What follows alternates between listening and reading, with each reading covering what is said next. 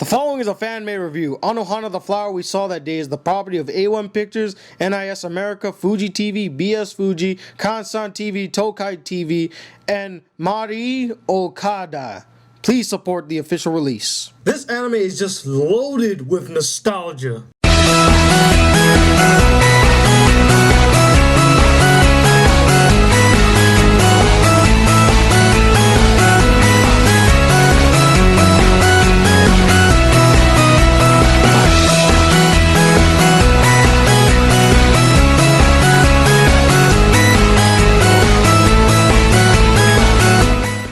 What up, y'all? It's Black Critic Guy, and today I'm here to review the anime.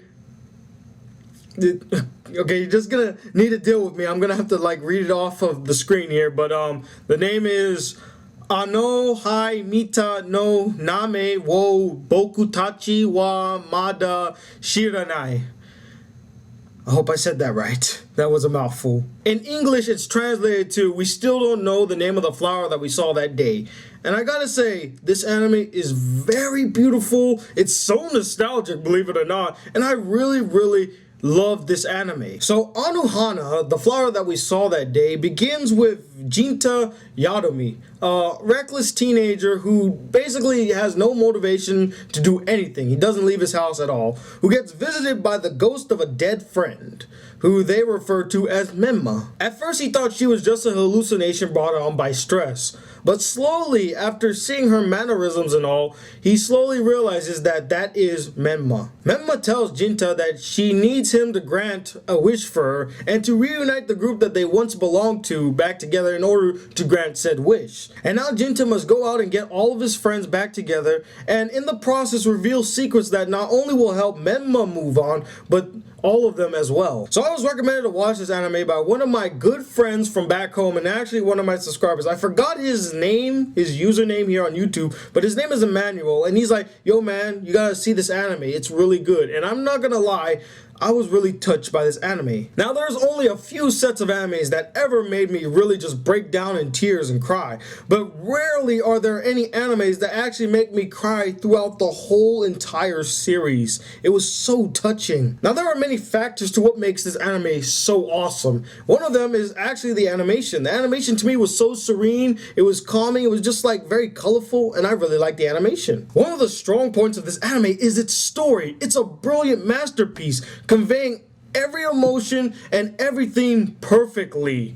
They portray the themes of regret, of heartbreak, of jealousy, of guilt, and of moving on. And I thought they really portrayed that well in the emotion of the characters, how the characters were tormented by many factors in their lives before and after the event.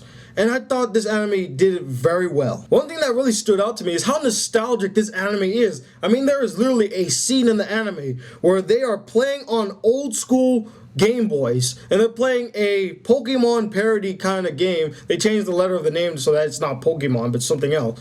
But they were playing on it, and they were using a link system to trade Pokemon, and I was just like, wow, no other kid nowadays would understand the feeling of that. In fact, there was a meme that I saw where it's kids will never, the future generation will never understand this. And I totally agree. That is a very nostalgic scene that only a few of us would understand and appreciate. And I really like that. And the major pro of this anime is the character depth and development is handled flawlessly. Full resolution for each of the characters, and the chemistry between characters highlights the relationships each one shared with each other. The one thing that this anime needed to sell is the emotion of the characters, and if they didn't handle that well, this anime would have fell flat on its ass.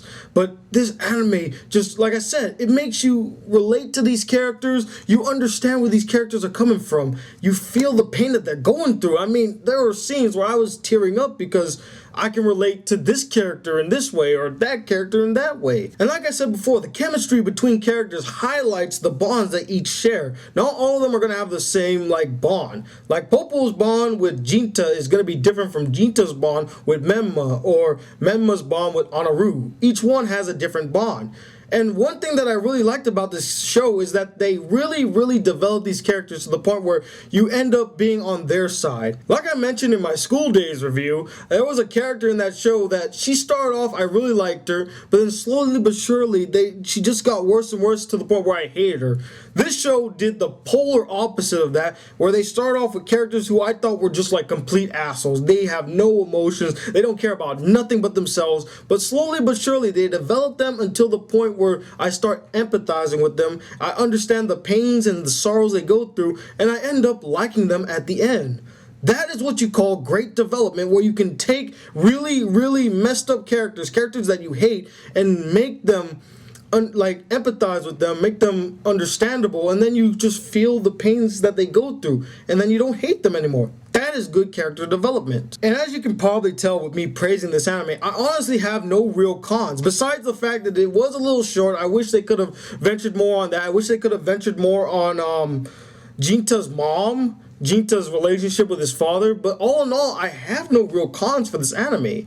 I just loved it dearly. Overall, rarely does an anime make me cry numerous times, make me smile over and over again, make me happy and sad at the same time.